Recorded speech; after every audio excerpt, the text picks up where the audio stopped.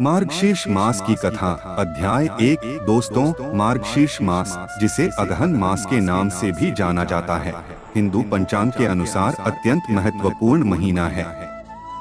यह महीना विशेष रूप से भगवान विष्णु को समर्पित माना जाता है और धार्मिक दृष्टिकोण से इसका अत्यधिक महत्व है।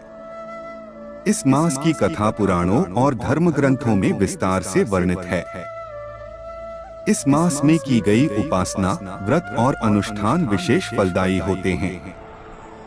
इस कथा में हम जानेंगे कि कैसे इस मास की शुरुआत एक अद्भुत घटना से हुई और कैसे इसे धर्म और आस्था का प्रतीक माना जाता है। बहुत समय पहले एक पवित्र और धर्मपरायण राज्य में एक महान राजा राज्य करते थे। राजा न्यायप्रिय और धर्मनिष्ठ थे और हमेशा अपनी प्रजा की भलाई के लिए कार्य करते थे। उनके राज्य में प्रजा सुखी और समृद्ध थी।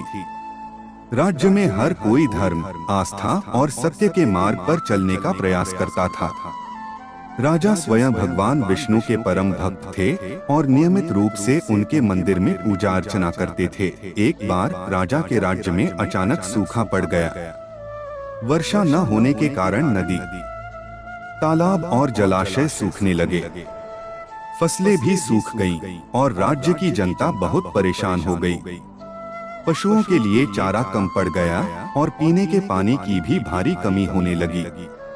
प्रजा ने कई बार राजा से प्रार्थना की कि वे कुछ उपाय करें ताकि इस अकाल की स्थिति से मुक्ति मिले। राजा ने अपनी प्रजा की दुर्दशा देखी और बहुत चिंतित हुए। उन्होंने राज्य के सभी विद्वान ब्राह्मणों, ऋषिमुनियों और ज्योतिषियों को बुलाया और समस्या का समाधान खोजने के लिए कहा। वे सभी विद्वान एकमत हुए कि यह सूखा राज्य के पापों का परिणाम है और इसे दूर करने के लिए किसी विशेष अनुष्ठान की आवश्यकता है।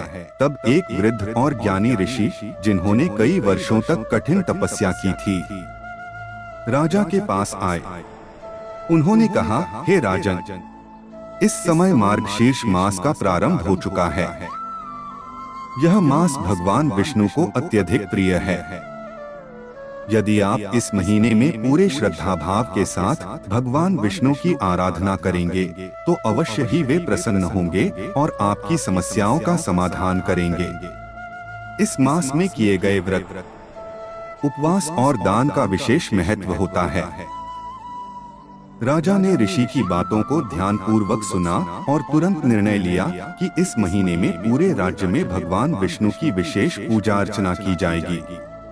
उन्होंने अपनी प्रजा से आह्वान किया कि वे भी इस मास में उपवास रखें, धर्म कर्म में लीन रहें और भगवान की आराधना करें। राजा के आदेश के अनुसार मार्गशीर्ष मास के दौरान कई विशेष पूजा विधियां अपनाई गईं।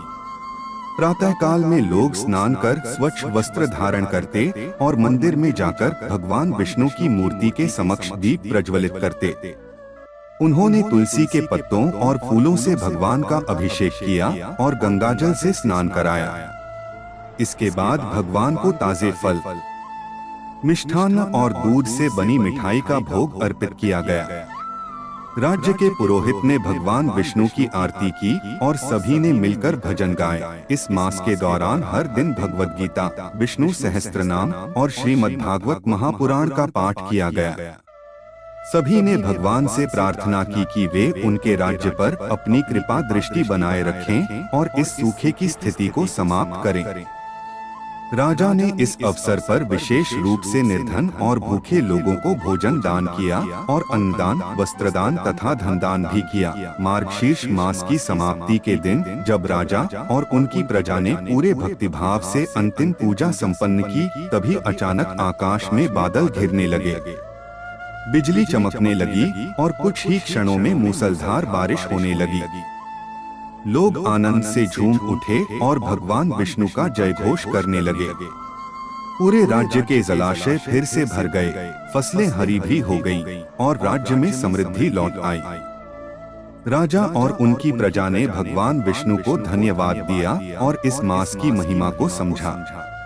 उन्होंने प्रतिज्ञा की कि हर साल वे इस मास में भगवान की आराधना करेंगे और इस परंपरा को आगे बढ़ाएंगे। तभी से मार्गशीर्ष मास को विशेष रूप से पवित्र माना जाता है। इस मास की कथा ने सभी को सिखाया कि सच्ची भक्ति और श्रद्धा से ही भगवान की कृपा प्राप्त की जा सकती है। भगवान विष्णु का यह प्रिय मास हर वर्ष सभी भक्तों के लिए एक अवसर होता है कि वे अपने पापों का प्रायश्चित करें, धर्म के मार्ग पर चलें और भगवान की कृपा प्राप्त करें। मार्गशीर्ष मास की कथा हमें यह सिखाती है कि कठिन परिस्थितियों में भी सच्ची भक्ति, आस्था और समर्पण से भगवान की कृपा प्राप्त की जा सकती है। यह मास हमें यह भी सिखाता है कि धर्म के मार्ग पर चलते हुए हम अपने जीवन में आने वाली बाधाओं को पार कर सकते हैं। इस मास का पालन करने से व्यक्ति के जीवन में सुख, शांति और समृद्धि का वास होता है। अध्याय 1 समाप्त। अगले अध्याय में जानेंगे कि कैसे इस मास की परंपरा ने पूरे राज्य में धर्म, आस्था और भक्ति का संदेश फैलाया और कैसे राजा ने इस परंपरा को एक नई दिशा दी।